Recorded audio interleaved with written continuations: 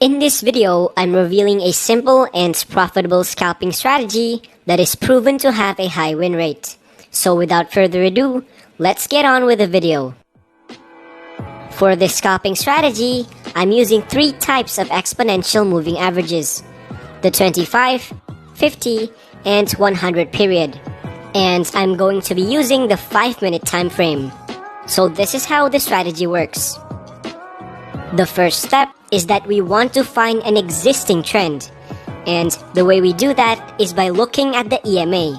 All three lines need to be heading in the same direction and are also separated from each other like this.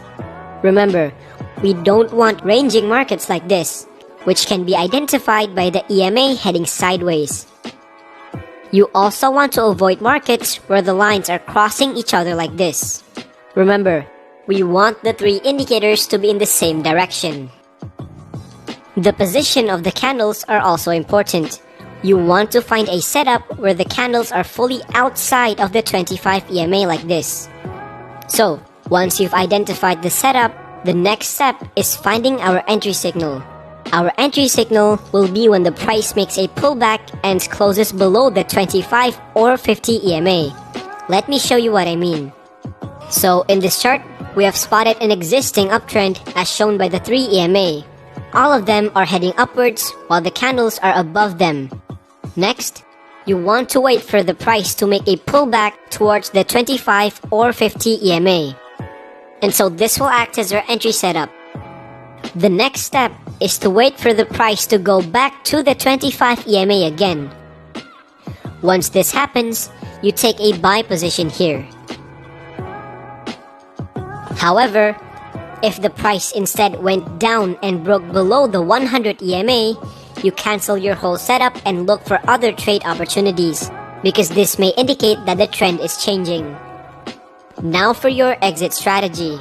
So, let's say you took a buy position here. You want to set your stop loss at the 50 EMA. And for your profit target, you set it at 1.5 times your stop loss. So, here's an example of the strategy in action.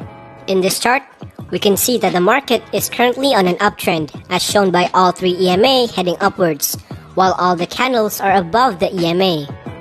Next, we are waiting for a pullback towards the 25 or 50 EMA. But remember, it must not cross below the 100 EMA.